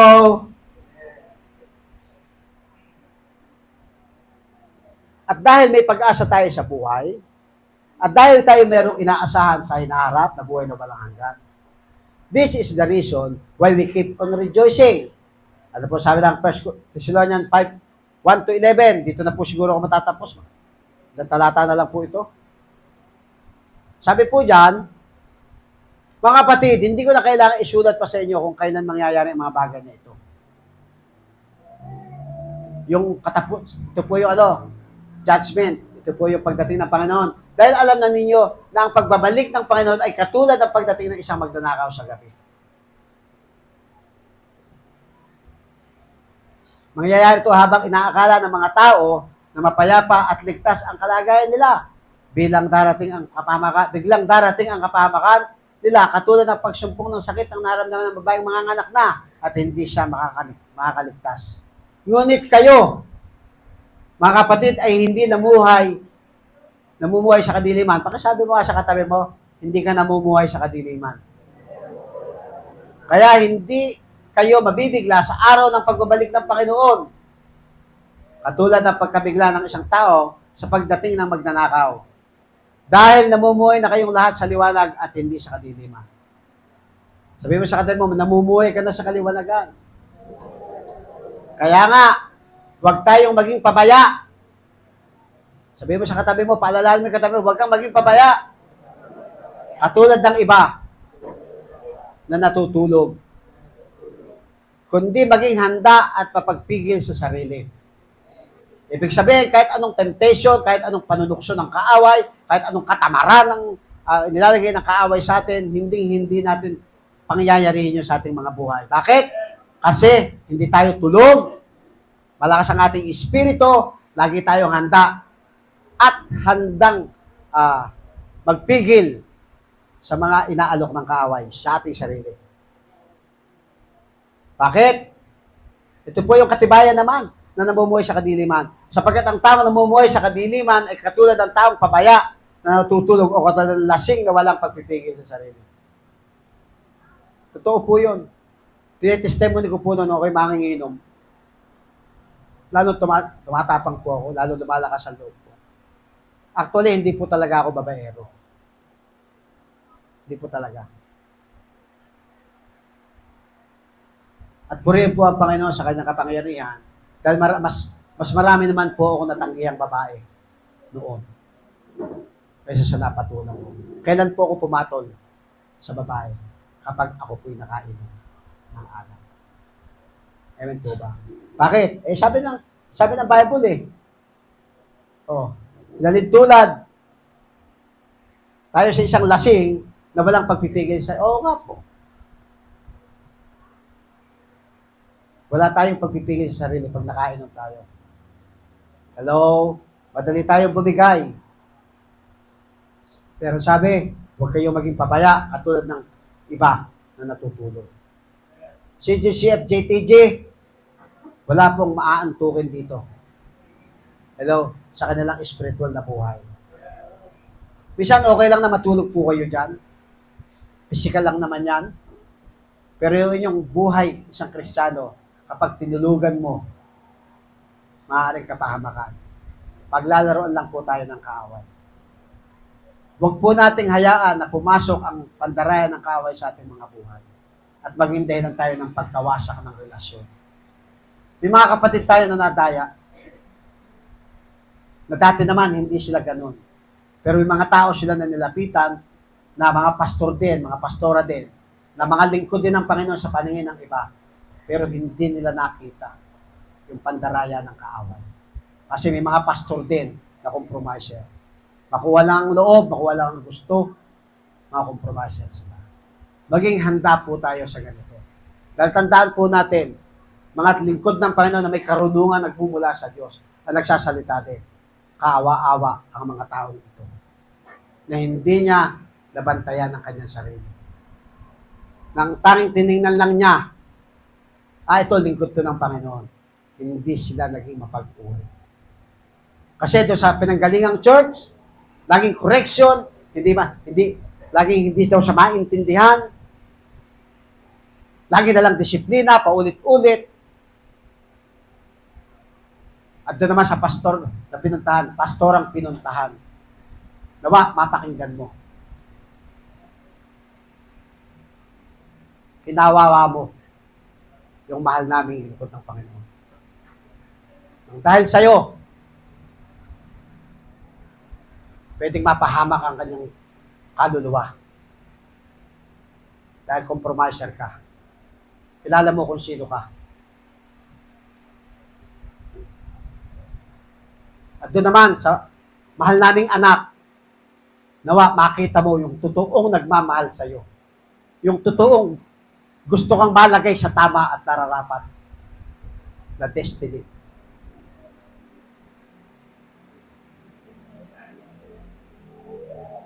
Yun po nakakatakot. Yung akala natin na nakatayo tayo, pero yun pala, buwal na tayo. Dahil sa mga tao na nakapaligid. Kaya, dalangin ko po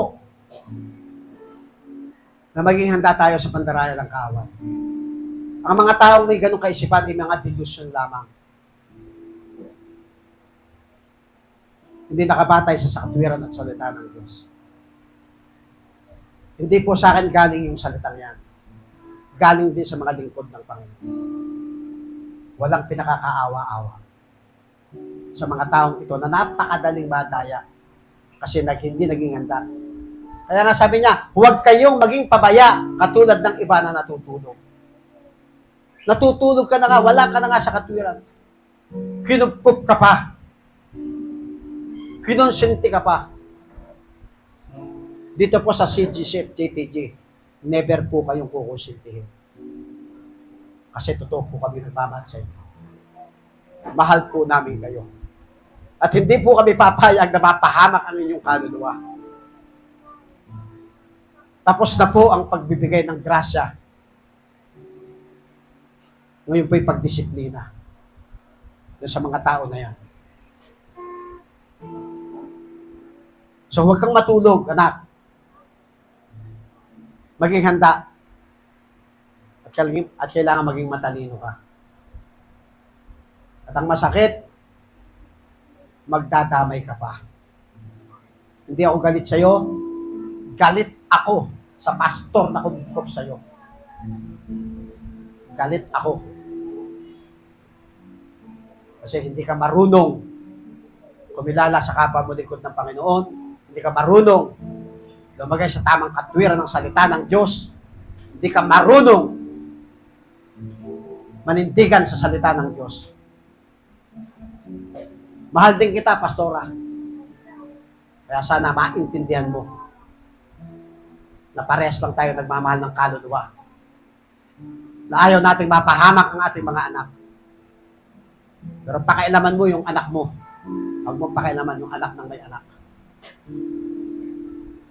Pasensya na po. Hindi po ako nakapagpigil. Example lang po yun. Ito mo yung katabi mo. Kasi kailangan na magpigil sa sarili. Pero yung pimensahe ng Panginoon na bula ng Diyos. Matagal na panahon na po na inilalagay. Pinipigil ko sa aking puso yan. Na mamutawi sa aking puso. Actually, hindi issue yung anak ko galing dito. O nandito pa siya. Ang issue na sa akin ay yung nagturo ng maging compromiser sa sitwasyon. Sabi po ng verse 7, sapagkat ang taong namumuhay sa kadiliman ay katulad ng taong pabaya na natutulog o katulad ng lasing na walang pagpapigil sa sarili. Pasensya na po. This is the reason why we keep on rejoicing. Kaya po natin kailangan magsaya. Pag napapagalitan po kayo, napagsabihan po kayo, maging masaya pa rin po kayo. Dahil alam nyo na mahal po kayo ng mga kapatid nyo. Kaya nga, sabi sa verse 8, pero dahil namumuhay na tayo sa liwanag, sabi mo din sa katabi mo, namumuhay na tayo sa liwanag, dapat ay may pagpipigil tayo sa sarili. Gawin natin bilang panangga sa dibdib ang pananampalataya at pag-ibig. Ano po yung gagawin panangga? Pananampalataya at pag-ibig at bilang helmet naman ang pag-asa natin sa pagliligtas sa atin ng Diyos. So yung pananampalataya natin, hindi natin kayang pagtagumpayan yan. Pero dahil naniniwala na tayo ang Diyos ang gumagawa sa atin, magtatagumpay po tayo. Dahil meron tayong pag-ibig na tinanggap sa Panginoon, kaya nating mahalin yung ating mga kapatid sa pananampalataya. Amen po ba? Kaya nating maunawaan. Sabi po ng verse 9, sapagkat hindi tayo tinalaga ng Diyos para sa kaparusahan. Sabihin mo sa katabi mo, hindi ka tinalaga para sa kaparusahan, kundi para sa pagtatamo ng kaligtasan sa pamagitan ng ating Panginoong Yesus. Yun po yung tayo. Sabihin mo nga sa katabi mo, yun tayo magtamo ng kaligtasan sa pamamagitan ng ating Panginoong Yesus Kristo. Namatay siya para sa atin, para kahit buhay pa tayo o patay na, pagbabalik niya ay mabuhay tayo sa piling niya. Patay man o buhay, tayo mabuhay pagbabalik sa piling niya. Dahil dito, ito po yung tagubilin sa atin. Ito po yung mensahe ng Panginoon. Dahil dito, patuloy ninyong pasiglahin at patatagin ang isa't isa. Tingnan mo yung katabi mo. Tingnan niyo po yung katabi niyo. Please lang. Nakakahiyaan pa po kayo. Sabi niya, patuloy niya pasiglahin. Ayan. Nagiging kasiglahan ka ba niya ng katabi mo? Ba't ka nahiyakan tumingin kay Pastor Andy? Magtitigan kayo. Ayan.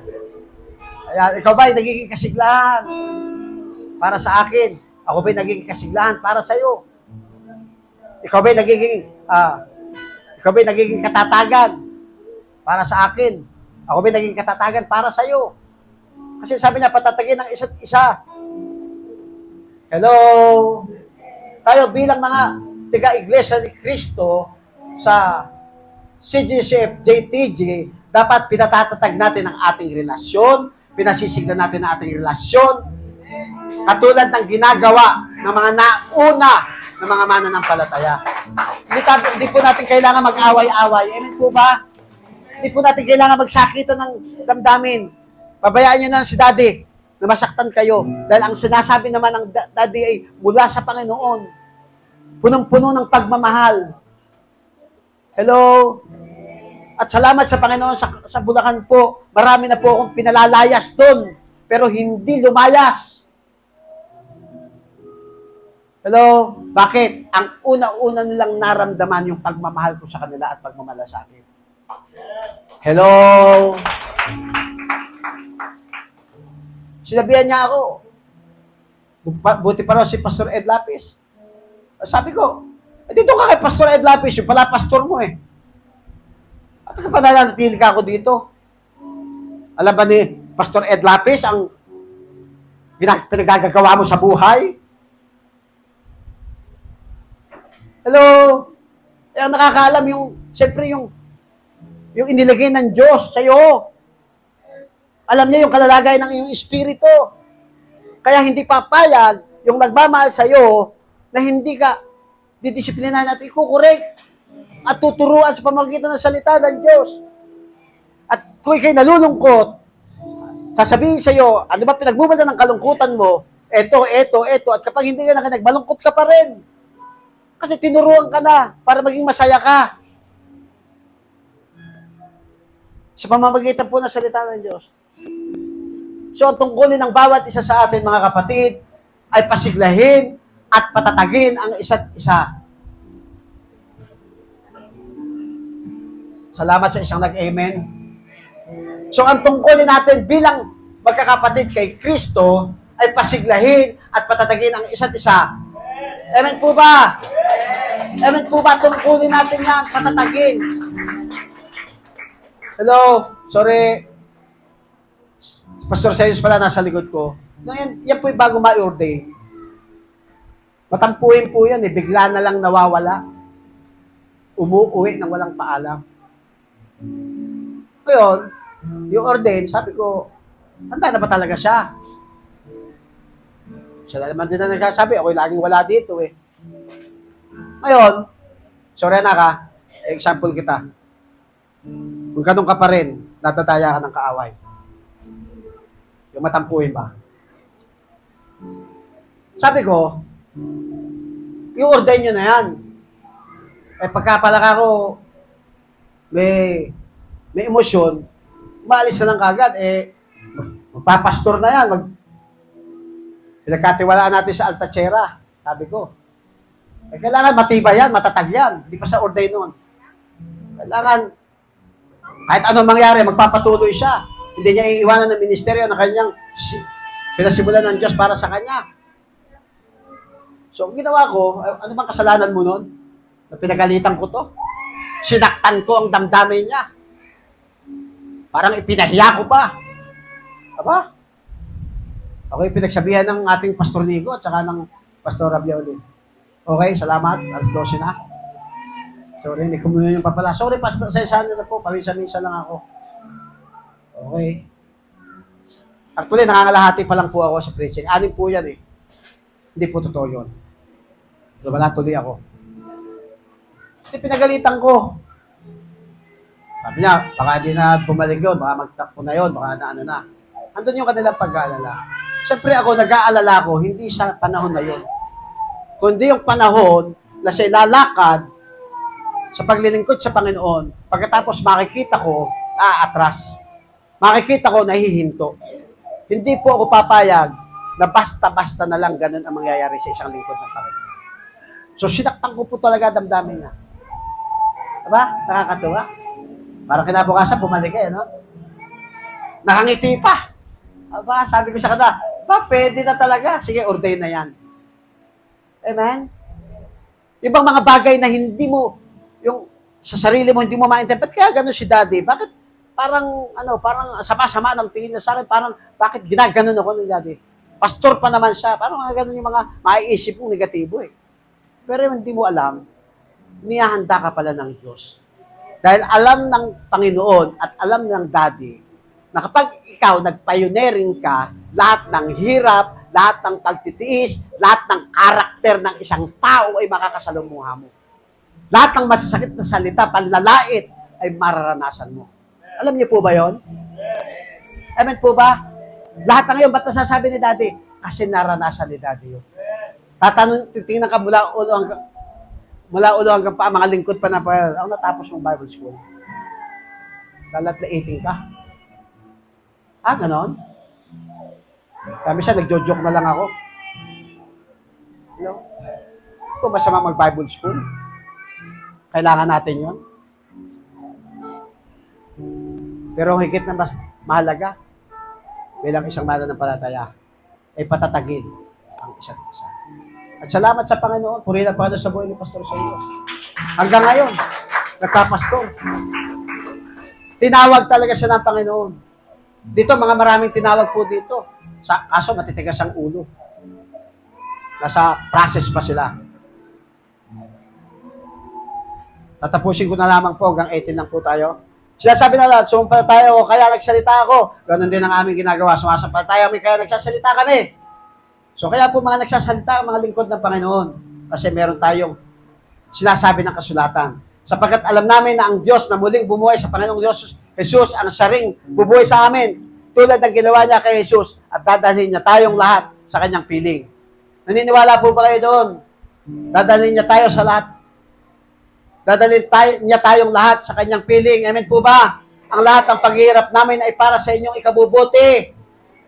Para lalo pang dumami ang tumanggap ng biyaya ng Diyos. At habang dumarami ang tumatanggap ng biyaya ng Diyos, dumarami rin ang nagpapasalamat sa Kanya. At dahil dito, mapupuri siya. Yan ang dahilan kung bakit hindi kami pinaghihinaan ng loob. Sabihin mo sa katabi mo, hindi ka dapat panghinaan ng loob. Kahit na unti-unti humihina ang aming katawan, kahit pagod ka na, kahit may nararamdaman ka, inuubo ka, may sinat ka, patuloy namang lumalakas ang aming espiritu. Sapagkat ang mga paghihirap na diranas namin sa mundong ito ay panandalian lamang at hindi naman gaanong mabigat. At dahil sa aming mga paghihirap ay inihandang gantimpala ang Diyos para sa amin na mananatili magpakailanman at hindi mapapantayan. Ulitin ko po, may inihandang gantimpala ang Diyos para sa iyo at para sa akin. At ito'y mananatili magpakailanman at hindi mapapantayan. Yun po yung ating inaasahan sa Panginoon. Kaya, hindi namin pinahalagaan ang mga bagay na nakikita sa mundong ito. Mga kapatid, hindi pinahalagaan ang mga bagay na nakikita sa mundong ito, kundi ang mga bagay na hindi nakikita. Higit na mahalaga natin pagtuunan ng pansin, yung mga bagay na hindi nakikita, ito po yung makalangit. Amen po ba? Makalangit, spiritual na mga bagay na dapat ginagawa ng isang anak ng Diyos. Sapagkat ang mga bagay na nakikita ay panandalian lamang, pero ang mga bagay na hindi nakita ay walang hanggan. Ito lang po natin yung ating mga mata, yung ating puso at ang isipan sa buhay na walang hanggan. Yung dito, ito po laging sinasabi ni Daddy, hindi tayo pagkukulangin ng Panginoon.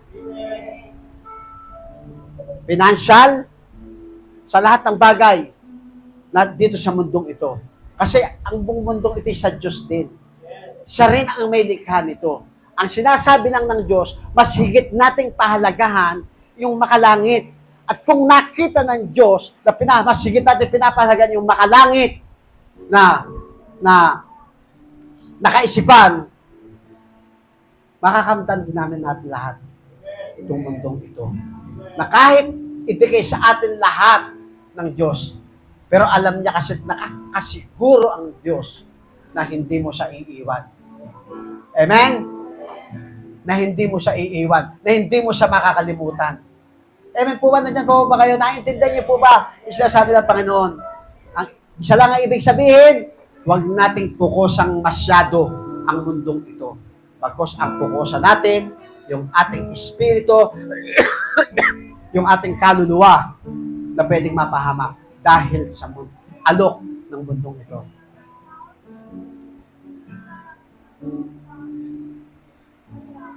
At panghuli pala, ay meron tayong ditong commitment prayer, long commitment prayer. Sabi po ng Luke 1:8, pabilis na lang po, nagkwento si Jesus sa mga tagasunod niya upang Turuan silang laging manalangin at huwag mawalan ng pag-asa. Sinabi niya, sa isang bayan ay may isang hukom na walang takot sa Diyos at walang iginagalang na tao.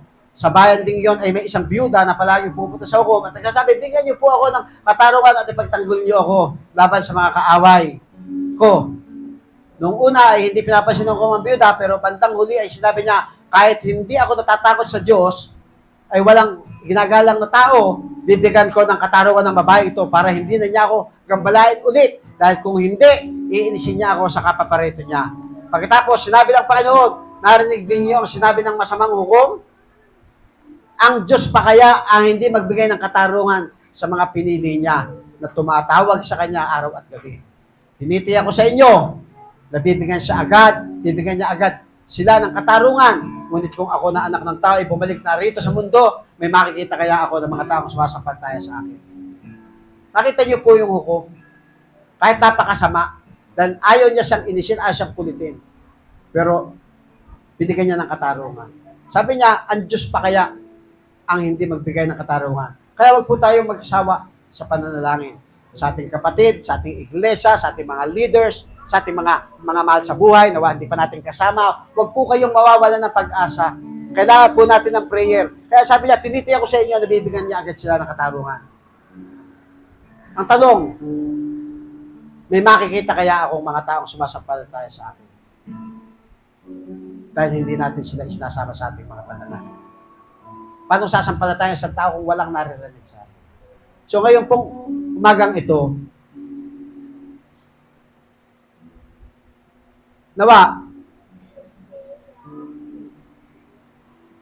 yung compassionate, yung compassion, sa pamamagitan ng tatlong pag-ibig, pagmamahal, na ipakita natin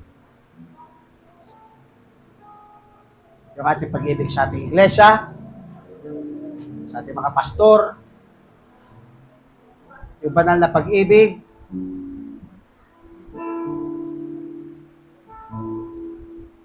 yung ugnayan sa isa't isa na may pagmamahal,